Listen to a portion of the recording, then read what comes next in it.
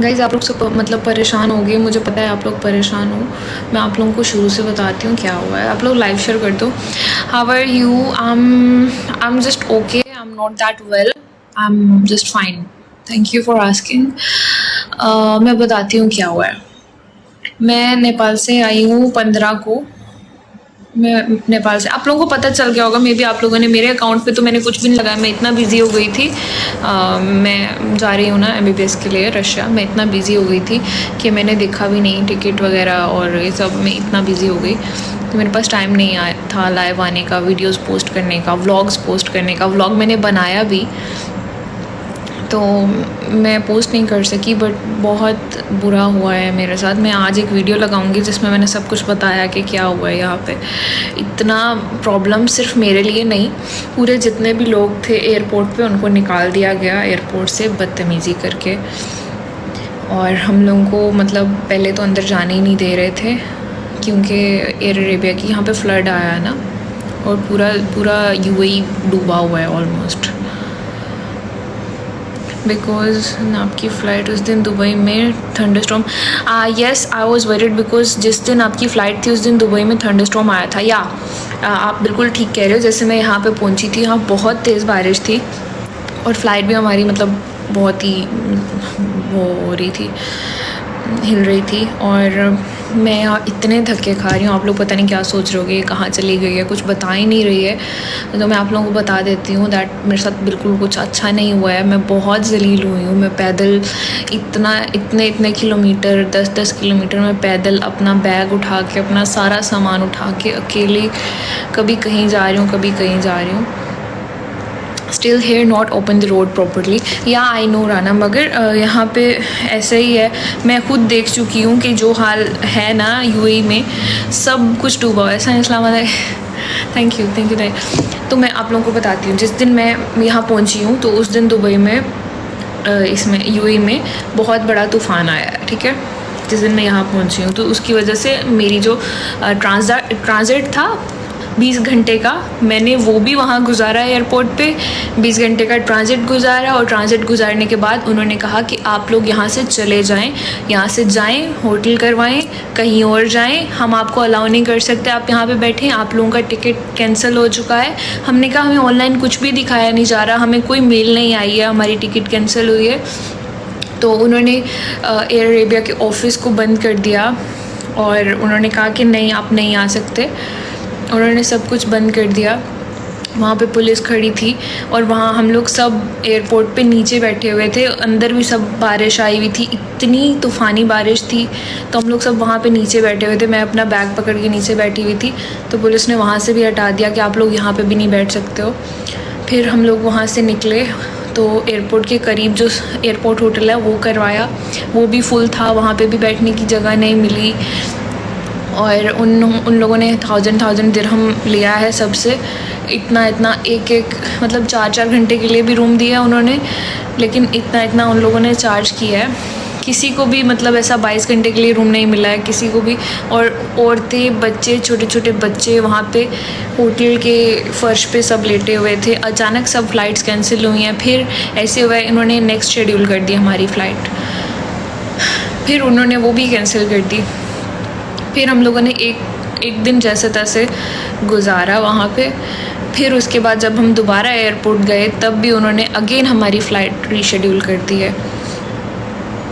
मेरे साथ और भी बहुत लोग थे जो मैंने देखा है जलील हो रहे थे एयरपोर्ट पे, पैदल जा रहे थे। सिर्फ मैं नहीं हूँ यहाँ पे, और भी बहुत लोग हैं जो जलील हो रहे हैं। और मैं कुछ ज़्यादा ही हो रही हूँ क्योंकि मैं ज़िंदगी में पहली दफ़ा ट्रैवल कर रही थी अपनी स्टडी के लिए, और मेरा जाना वहाँ बहुत ज़रूरी था। मेरा एडमिशन का प्रोसेस हो रहा है तो मेरे लिए जाना बहुत ज़रूरी था। और आज तक मुझे टिकट अभी तक नहीं मिली है, मेरी टिकट रीशेड्यूल नहीं हुई है। तो मैं यहाँ से मेरी जो वही टिकट थी उसी पे मैं वापस जा रही हूँ, क्योंकि मैंने 21 को पाकिस्तान वापस चले जाना है। लेकिन मैं यहाँ बहुत जलील हो रही हूँ, यकीन करो, इतना जलील आज तक मैं नहीं हुई। मैं यहाँ अपनी फ़ैमिली के साथ भी नहीं हूँ, मेरे साथ मामा नहीं है, मेरे साथ भाई नहीं है, मैंने सोचा क्या हो जाएगा, मैं ज़्यादा से ज़्यादा मैं रशिया चली जाऊँगी, वहाँ पे क्या प्रॉब्लम होगा। लेकिन मैंने कभी भी नहीं सोचा था कि मैं यूएई में फंस जाऊँगी और इतना बुरा फंस जाऊँगी कि मैं 5 दिन यहाँ पे जलील होती रहूँगी पैदल, कभी कहीं कभी कहीं कभी कहीं। और यकीन करो मैं यूएई की करेंसी भी नहीं लेके आई। मैं आज मैं व्लॉग लगाऊंगी, आप लोग देख लीजिएगा कि मैं किस तरह वहाँ से, मैं बहुत खुश आई हूँ नेपाल से। और मैंने जाना था 2 दिन के बाद वापस, कोई फ़्लाइट नहीं मिली, ने बहुत तंग किया, सब लोगों ने बहुत तंग किया, एयर अरेबिया ने बहुत तंग किया है और अभी भी बहुत तंग कर रहे हैं। अगेन रीशेड्यूल, और मैंने कहा कि हमने कैंसिल करवानी है, आप हमें रिफ़ंड कर दीजिए। तो उन्होंने कुछ रिफ़ंड भी नहीं किया है कि हम किसी और एयरलाइन पर ट्रैवल करें, उन्होंने रिफ़ंड भी नहीं किया है, उन्होंने कुछ भी नहीं बताया है, जस्ट हमारी फ़्लाइट चुप करके 3 दफ़ा कैंसिल कर दी है। और मैं अगेन वेट कर रही हूँ कि क्या पता मैं आज भी जा सकती हूँ कि नहीं जा सकती वापस। मैंने कहा कि मैं आप लोगों को एक ही दफ़ा बताऊँगी। मैं waiting for your vlog. Guys vlogs तभी नहीं आ रहे क्योंकि मेरे पास यहाँ की सिम नहीं है, मेरे पास यूएई की सिम नहीं है, क्योंकि मैं इस माइंड से आई भी नहीं थी कि मैं यूएई में रहूँगी। तो मैंने यहाँ की सिम नहीं ली, मेरे पास कुछ भी नहीं है। मेरे पास जब होटल में, जैसे मैं किसी होटल आती हूँ वो भी फुल होता है, तो वो लोग कहते हैं कि नहीं आपको चेकआउट करना ही पड़ेगा हर हाल में, तो वहाँ से मैं चेकआउट करती हूँ। फिर मैं कोई और पैदल ढूंढ रही हूँ कहीं होटल, मेरे पास यहाँ का नंबर नहीं है, तो मैं करीम इन ड्राइव भी नहीं करवा सकती। तो मैं गई, सिम लेने के लिए गई हूँ, तो उन्होंने मुझे बोला कि आपके पास एमिरेट्स आईडी होना चाहिए, आपके पास पता नहीं क्या क्या होना चाहिए, उसके बाद आपको सिम मिलेगी, ऐसे हम आपको सिम भी नहीं दे सकते। तो जितना मैं यहाँ पे जलील हो रही हूँ, मैं कभी आइंदा ट्रैवल नहीं करूँगी, कभी भी नहीं। एक तो विदाउट फैमिली भी नहीं, और यहाँ पे जो लोग हैं अकेली लड़की को पता नहीं किस किस नज़र से देखते हैं, मैं आप लोगों को नहीं बता सकती। तो मैं जस्ट इसी टेंशन में थी। मैं 24 घंटे में जब भी मुझे, इवन मेरा अपनी फैमिली से कांटेक्ट नहीं हो रहा, तो किसी से यहाँ पे अगर वाईफाई भी मांगते हैं ना तो वो वाईफाई भी नहीं देता। इतने ऐसे लोग हैं यहाँ पे कि अगर आप किसी से वाईफाई भी मांगोगे तो वो आपको वाईफाई भी नहीं देगा, जैसा आप मतलब कोई चोर हो जैसा, इस तरह। मतलब नेपाल, पाकिस्तान, इंडिया, ये तो ऐसे जैसे घर जैसे। और मैं यहाँ आ रही थी तो मेरी मामा ने कहा था कि तुमने अभी बाहर देखा नहीं है, तुमने सिर्फ पाकिस्तान और नेपाल देखा, ये ऐसे जैसे तुम अपने घर में हो। मैं कहती थी यार क्या है, बाकी सब भी तो ऐसे ही होंगे, क्या फ़र्क पड़ता है, ये भी घर है वो भी घर है। तो वहाँ जा रही हूँ, रशिया जा रही हूँ, वहाँ पे भी ऐसे होगा। लेकिन मैंने कभी ये नहीं सोचा था कि मैं यूएई में फंस जाऊँगी। मैंने किसी को, मुझे अपने घर वालों से कांटेक्ट करने के लिए भी रोड पे सिर्फ अपना कार्ड यूज़ करना पड़ता है, कि अपने भाई का कार्ड यूज़ करना पड़ता है उसको बताने के लिए कि मैं ठीक हूँ। और मैं हर जगह घूमी हूँ, मुझे कहीं होटल भी नहीं मिल रहा था। तो मेरे घर वालों ने, मेरी एक सिस्टर है और मेरे एक भाई हैं जानने वाले, उनको कॉल किया कि उसको जाके ढूंढो कि वो है कहाँ पे। तो उन लोगों ने आके मुझे ढूंढा है, और अपने करीब में जानने वालों में उन्होंने मुझे अभी होटल ढूंढ के दिया है कि जहाँ पे रूम था। तो अभी मुझे रूम मिला है, अभी मैं यहाँ पे आई हूँ। तो मामा ने बोला कि लोगों को बता दो, लोग परेशान हो रहे हैं कि तुम पता नहीं लाइव क्यों नहीं आ रही हो।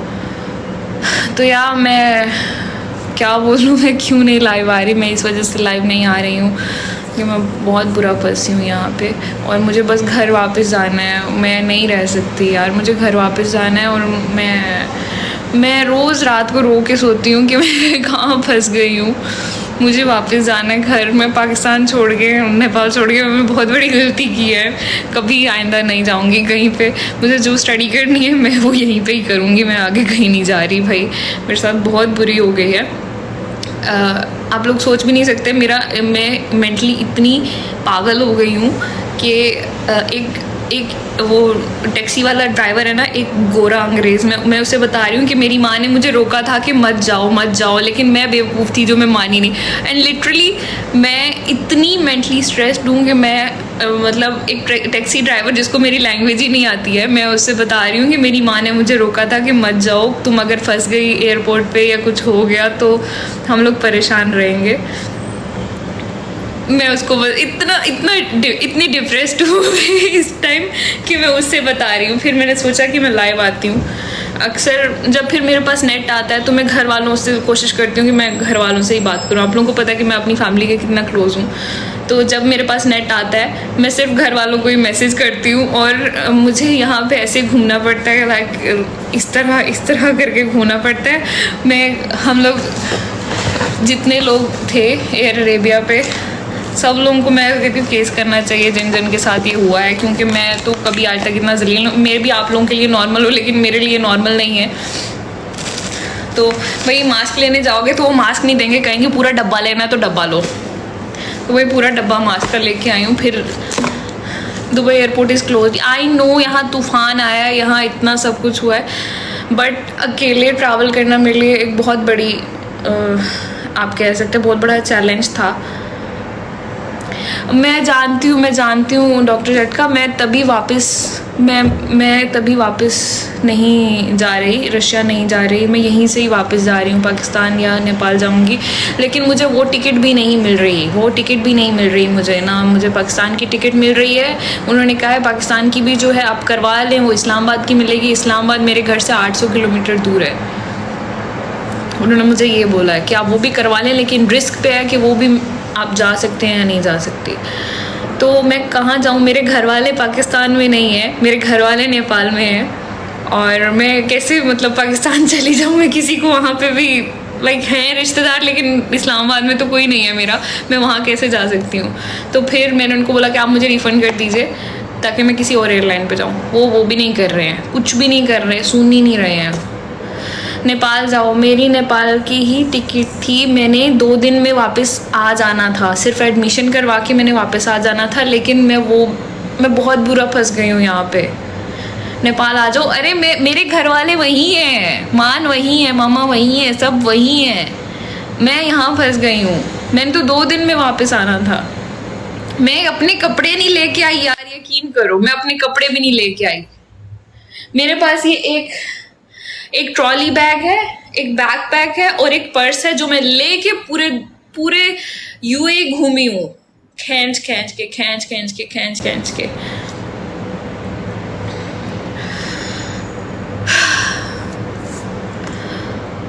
फिर मेरे पास हर चीज़ का प्रूफ है और मैं बहुत जलील हूँ, यकीन करो। मैं आप लोगों को दिखाती हूँ, फिर आप लोगों को पता चलेगा कि मैं कितना, थोड़ा मैं आप लोगों को दिखा देती हूँ कि हुआ क्या है। ये देखो, ये इस तरह दुबई भरा हुआ है, ये देखो, ये हाल है यहाँ का। ये देखो, इस हालत में आप दुबई में फंसे हुए हो और आप यहाँ पे किसी को भी नहीं जानते, मतलब आपका कोई जानने वाला ही नहीं है। ये देखो, ये इस टाइम यूएई की हालत है अभी भी।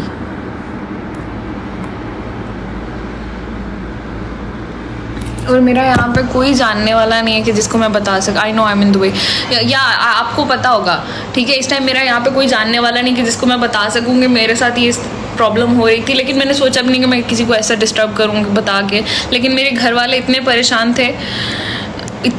थे कि मैं बस कार्ड से एक जूस ले रही हूँ, इसकी 4 दिरहम की ट्रांजैक्शन जा रही है मेरे भाई के अकाउंट पे, ताकि उसको पता चल रहा है हाँ मेरी बहन ठीक है, वो जिंदा है।